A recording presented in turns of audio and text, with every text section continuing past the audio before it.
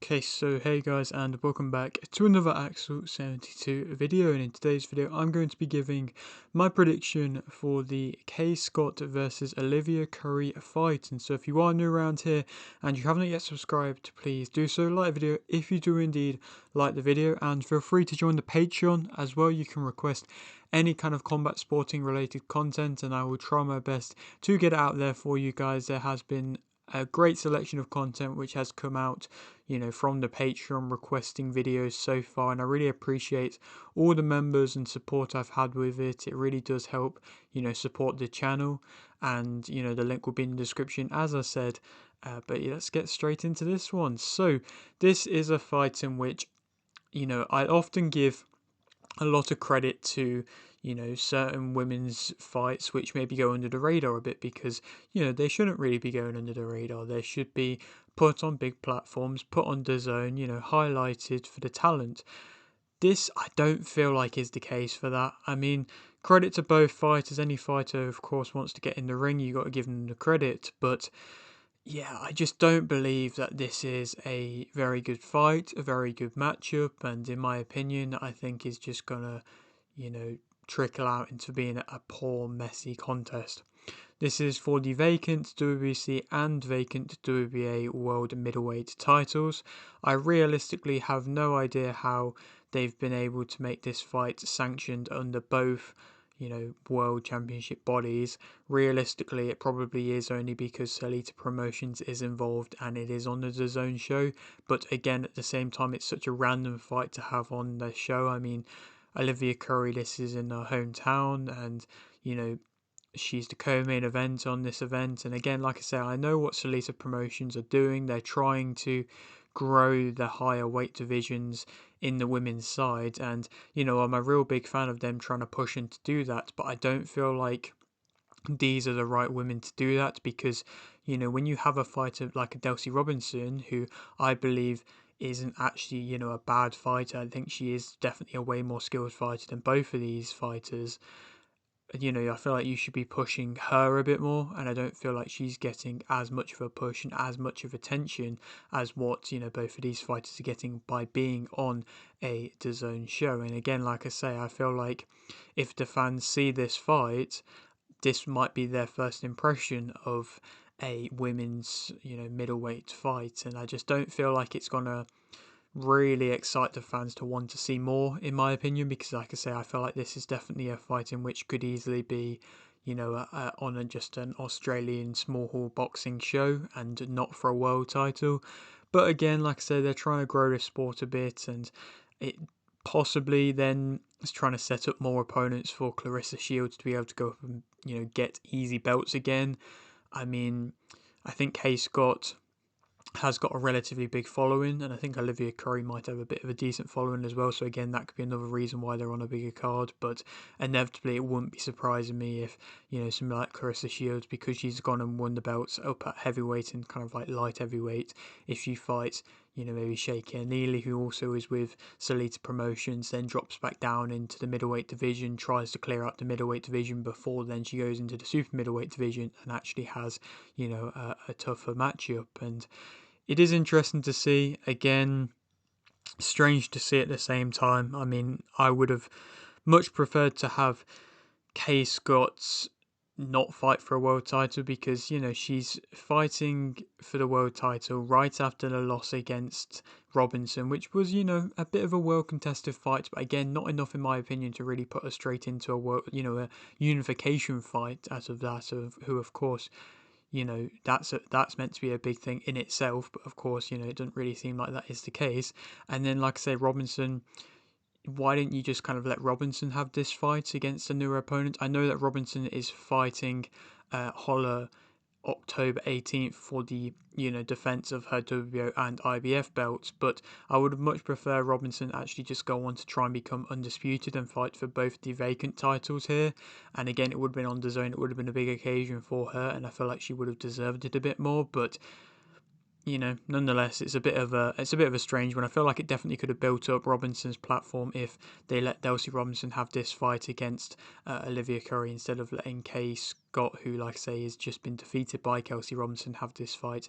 Again, doesn't really make a tremendous amount of sense, and I don't feel like Scott, I don't feel like Australian boxing fans will be excited to see Scott against Robinson again if they, do end up rematching. Of course, everybody knows how it kind of went the first time, and I got that prediction right of how that went the first time between the two of them. I could see, in my opinion, there is a bit more of a considerable skill difference. I feel like Scott can sometimes make fights a bit scrappier and messier, and perhaps that can, maybe make the fight look a little bit more competitive than what it actually is.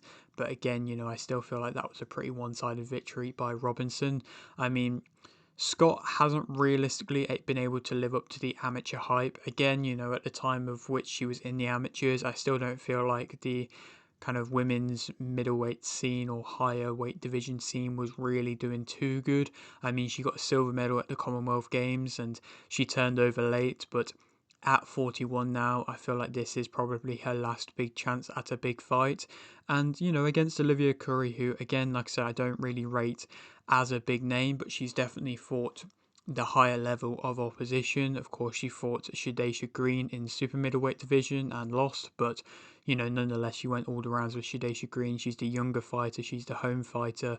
Again, possible things there that you can kind of look into, but again, like I say, Olivia Curry isn't a big name herself. Like I say, she fought against Shadesha Green.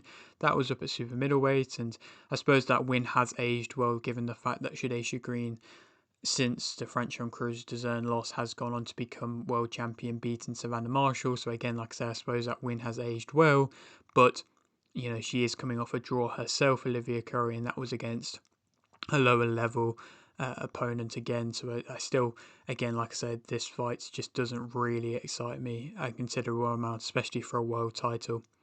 Speak about both fighters a bit more individually, though, and kind of, in my opinion, what they do relatively well and what they don't do so well. Scott's a mid-range fighter who's going to be coming forward. She keeps her jab pumped out and relatively consistent. She's got, all right. It's difficult to say all right. She throws straight shot flurries, which are, I suppose, effective and probably her most effective punishment in which she throws.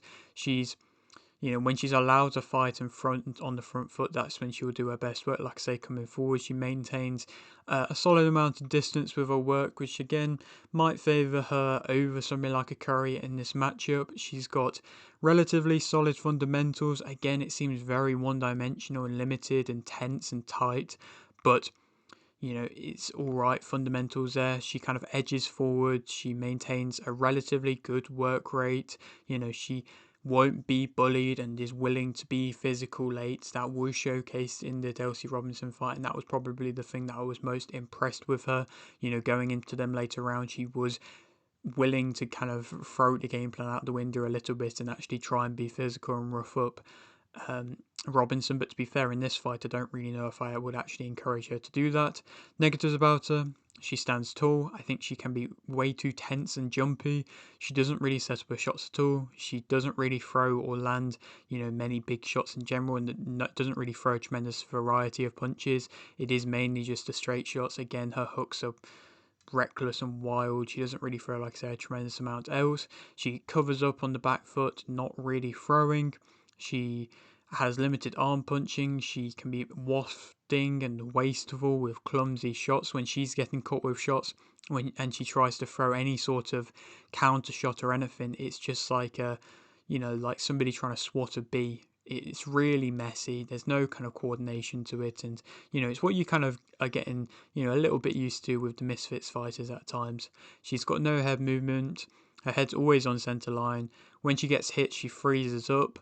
She's, like I say, one-dimensional. I don't feel like she handles a high output well. She can be is often flat-footed. She leans on the front foot. She's messy and off-balance in close. She has her chin in the air. She reacts to feints quite a lot. She doesn't really shorten up her shots that well, which again might restrict her in this fight. She is often made to chase, and she can be, smothering when she is tired. To speak about Curry a bit more as a fighter, she's someone who, can step out of range relatively well.